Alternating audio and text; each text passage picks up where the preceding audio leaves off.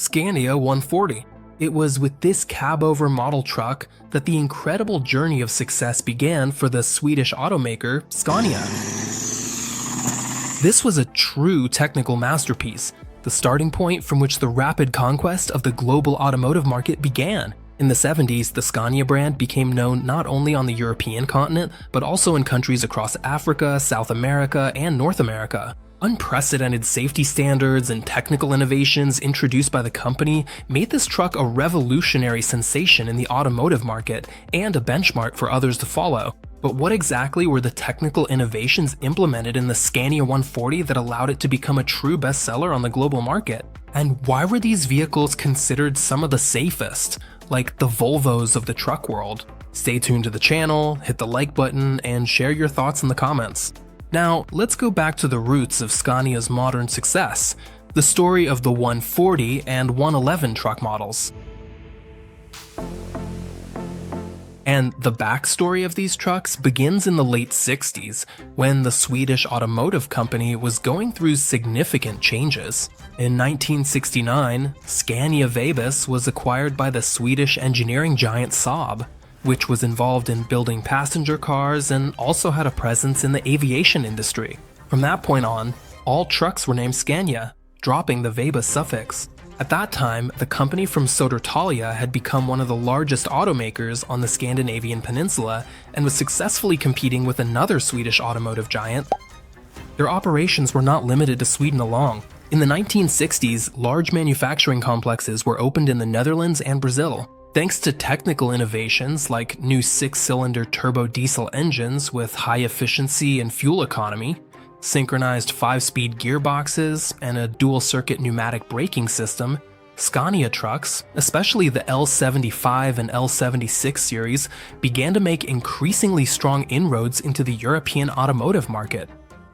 The true brain center of the company, where the most interesting engineering and technical solutions were born, became the new modern research laboratory opened in 1964, which, because of its location, was simply called The Hill. It was within the depths of this temple of mechanics that Scania's designers, in 1969, created a true masterpiece, a new 14-liter, 350 horsepower engine, which at the time became the most powerful turbo diesel V8 in Europe. In this power unit, Scania's engineers embodied their vision of truck engine efficiency, low RPMs with high torque. The new V8 allowed the company to stay afloat in the ever-changing European market, especially in Germany, where at the start of the 70s, the minimum permissible engine power had to be 8 horsepower per ton of the vehicle's total weight. This regulation was intended to ease road traffic, which was often slowed down by slow-moving trucks equipped with weak engines. It was this very turbo diesel, along with new manufacturing approaches and the philosophy of its new partner Saab, who brought from aviation an exceptionally careful attitude towards safety issues, that became the foundation for Scania trucks' incredible success in the 70s. This success was made possible by the revolutionary Scania 140 model series, which began production in 1972. Before moving on to the actual design process, the company's engineers carried out an incredible amount of analytical work studying the automotive market. They took into account the main needs of transport companies and also examined the key shortcomings of the trucks available at that time. The Scandinavians, more than anyone else, understood that the reliability of a truck is not so much about financial costs as it is about the safety of the driver, for whom a functioning vehicle on the snowy northern roads could be a matter of survival. The Scania 140 model range, or simply the 0 series, gave the freight transport market exactly what it wanted most from a vehicle: efficiency, endurance, reliability, safety, and comfort. The new Scania 140 trucks were produced in a bonneted configuration, designated by the letter L, and a cab-over engine configuration, indicated by the letter code LB. The trucks were built in 2- and 3-axle chassis variants, with wheel arrangements of 4x2, 6x4, and 6x2, where the third axle was a lift axle. The gross vehicle weight ranged from 17 to 26.5 tons. The 0 series was created in a style of strict symmetry with straight lines.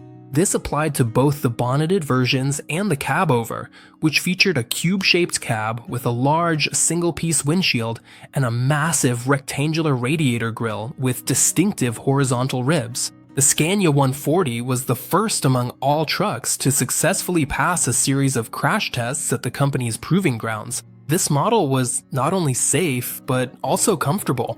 For the first time, the truck's cab was equipped with a hydraulic lifting mechanism, which made vehicle maintenance much easier. The designers spent a lot of time and effort overcoming the main drawback of cab-over trucks: excessive noise in the cabin.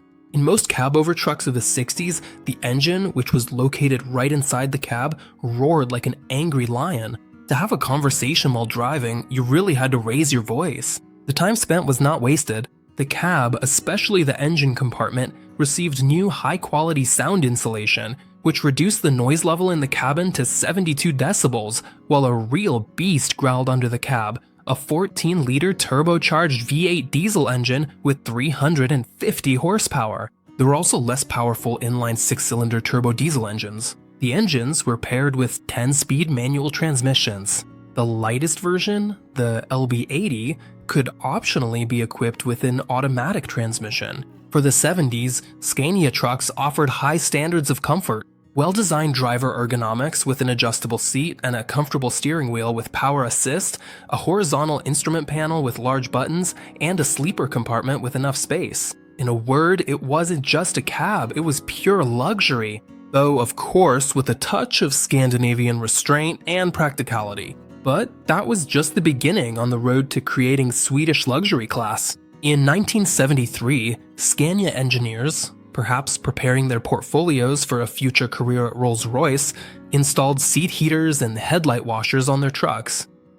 Trucks operating on local routes were equipped with short day cabs, featuring more modest trim and no sleeping area. Most of them had curved windows on the rear pillars. The trucks from the early years of production were equipped with standard round headlights, mounted on either side of the lower part of the radiator grille. Later on, new rectangular headlights, in accordance with updated safety standards, began to be installed in the bumper.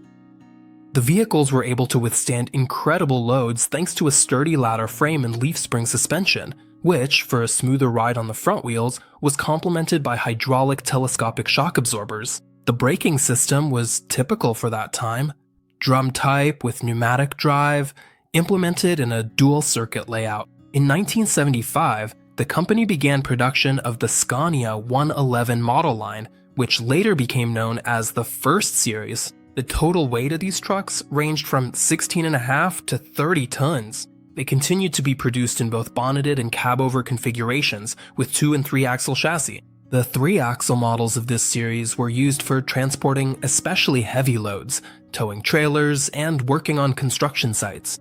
They were built as flatbed trucks, dump trucks, and chassis for tankers and various superstructures. The 3 cab-over models were mainly produced as tractor units for use in road trains, with a total weight of 44 tons. Since 1978, air conditioners could be installed on the trucks as an option. The company didn't forget about the Swedish Army either. Based on the First Series, special military versions were built. The SBA 111 with a 4x4 wheel configuration and a payload capacity of 4.5 tons, and the 6-ton, 3-axle SBAT 111 with full 6x6 drive. These military trucks featured a simple, utilitarian design and were easy to maintain.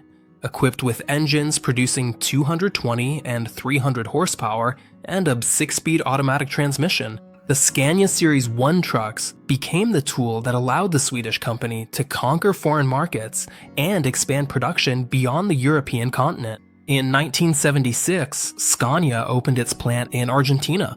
Later, new production sites appeared in the USA, Mexico, Australia, Morocco, Tanzania, Iraq, and Peru. As a result of this expansion, production volume increased over 4 years, from 15 to 22,000 vehicles per year, turning Scania into one of the leaders in the heavy truck manufacturing market. Production of the first series of Scania ended in 1981.